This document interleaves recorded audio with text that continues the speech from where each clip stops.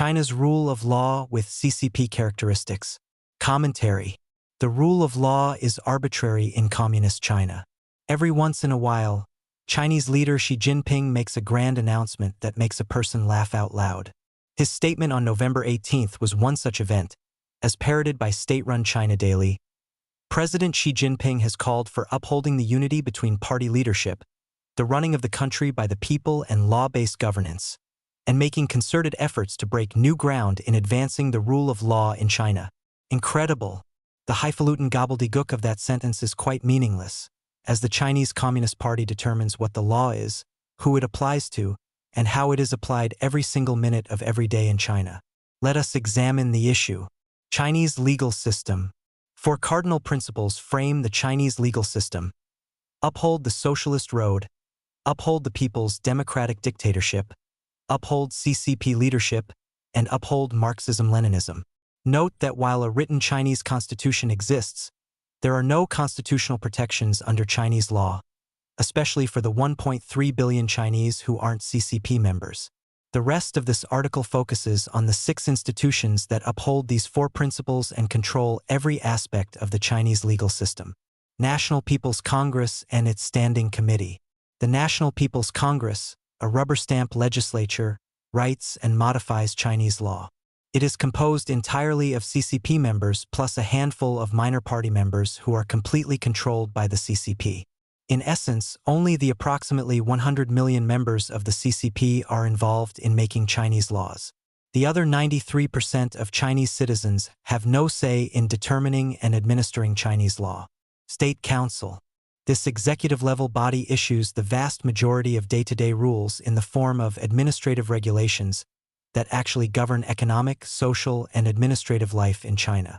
The Council issues up to 30 regulations per year, all of which have binding legal force in the communist system. Supreme People's Court. The Supreme People's Court essentially runs the entire Chinese judicial system. The real working law in China is the law as interpreted and administered by the SPC, not the bare text passed by the NPC. The SPC performs the following major functions: issues judicial interpretations that have binding legal force on all lower courts, creates narrow case law precedents by issuing guiding cases that lower courts are required to cite and follow in their deliberations, controls judicial budgets and personnel appointments, evaluates performance and disciplinary punishments for all judges in China, issues all detailed rules of civil, criminal, and administrative procedures, including evidence and online litigation rules. Supreme People's Procuratorate. The Supreme People's Procuratorate is the highest prosecutorial organ in China. The SPP and its local branches have the exclusive right under Chinese law to bring criminal charges in court. Specifically, Article 134 of the Constitution gives procuratorate the authority to exercise legal supervision over trial activities. Police cannot file charges directly. All serious cases must go through a procuratorate decision to either be prosecuted or dropped. The SPP can also launch public interest litigation by suing government agencies, state-owned enterprises, private companies, and individuals for public crimes such as harming the ecology, damaging food and drug safety, protecting the reputations of heroes and martyrs, and abusing state-owned land and property rights. The SPP is one of the main instruments empowered by Xi Jinping's ongoing anti-corruption campaigns, since public interest litigation is initiated by individual procurators without oversight.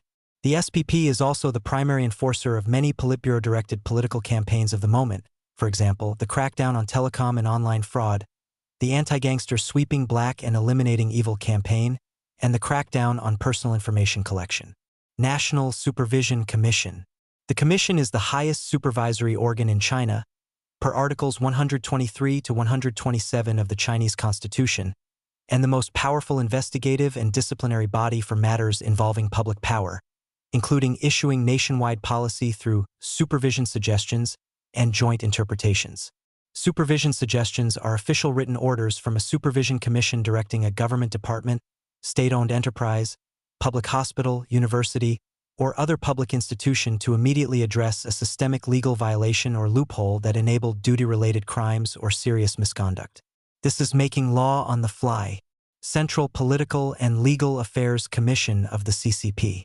Frequently referred to as the Zhengfuiwai, this body is a party organ, not a state bureaucratic entity, that sits above the State Council, the Supreme People's Court, the Supreme People's Procuratorate, the National Supervision Commission, the Ministry of Public Security, and the Ministry of State Security in real decision-making involving the day-to-day administration and enforcement of virtually all Chinese law in practice.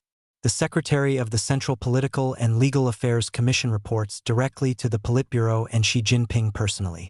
To summarize how the Zhengfuiwai controls Chinese law at the behest of the Politburo and Xi, the National People's Congress passes laws. The State Council, the Supreme People's Court, the Supreme People's Procuratorate, and the National Supervision Commission enforce them day to day.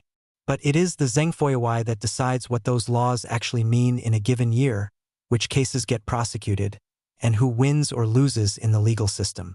The Zhengfuiwai, directed by the Politburo, is the real headquarters of Chinese law enforcement and legal administration.